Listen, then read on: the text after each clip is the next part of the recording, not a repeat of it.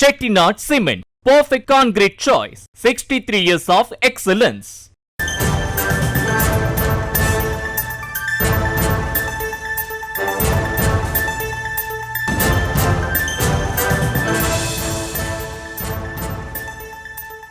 அண்மை செய்தியை பார்த்து வருகிறோம். திமுக தரப்பில் கூட்டம் அறிவிக்கப்பட்டிருக்கிறது. 1,30,000 பேர் பங்கேற்கும் வகையில் அந்த கூட்டம் அறிவிக்கப்படுகிறது.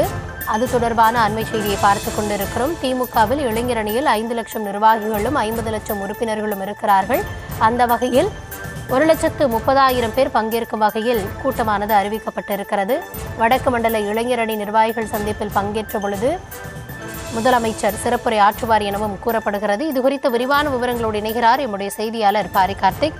பாரி, கூடுதல் விவரங்கள் என்ன? வணக்கம். திமுகவுடைய மண்டல நிர்வாகிகள் கூட்டம் வருகின்ற 14ஆம் தேதி திருவண்ணாமலையில் பிரம்மாண்டமாக நடைபெற இருக்கிறது.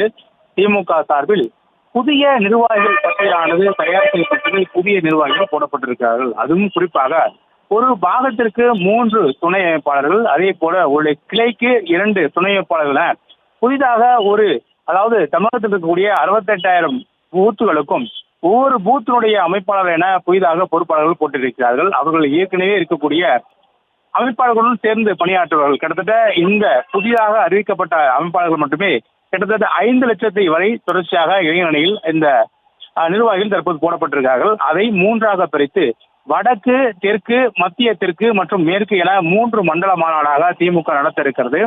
அதன் அடிப்படையிலே முதற்கட்டமாக வருகின்ற 14ஆம் தேதி திருவண்ணாமலையில் இந்த மாநாடு நடைபெற இருக்கிறது.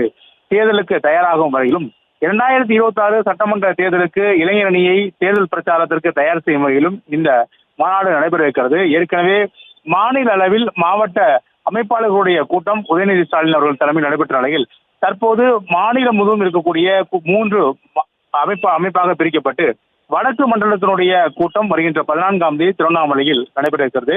இதற்கு கிட்டத்தட்ட அந்த 5 லட்சத்தை 3ஆக பிரித்து 1,30,000 பேர் நிர்வாகிகள் இது கலந்து கொள்வார்கள் என்று எதிர்பார்க்கப்படுகிறது. அது மட்டுமல்லாமல் அனைவருக்கும் ஒரே மாதிரி இளைஞர் அணியுடைய சீருடை அணிந்து இவர்கள் இந்த கூட்டத்தில் பங்கேற்க இருக்கிறார்கள்.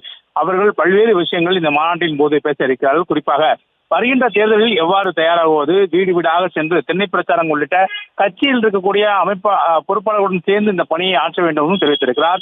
மேலும் இந்த மாநாடு தொடர்பாக துணை முதலமைச்சரும் திமுகவுடைய இளைஞர் அணி செயலரும் திரு உதயநிதி ஸ்டாலின் அவர்கள் தனது அறிக்கையில் வரவிருக்கும் 2026 சட்டமன்ற தேர்தலில் கழக தலைவரே மீண்டும் முதலமைச்சர் ஆவார், திராவிட மாடல் ஆட்சி தொடரும் என்றும், மேலும் இந்த வெற்றிக்கு அடித்தளமாக இளைஞர் அணி மண்டல நிர்வாகிகள் சந்திப்பு அமையும் என்றும் தெரிவித்திருக்கிறார்.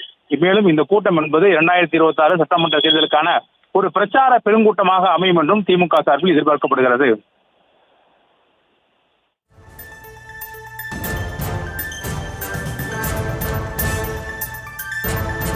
விவரங்களுக்கு நன்றி பாரி.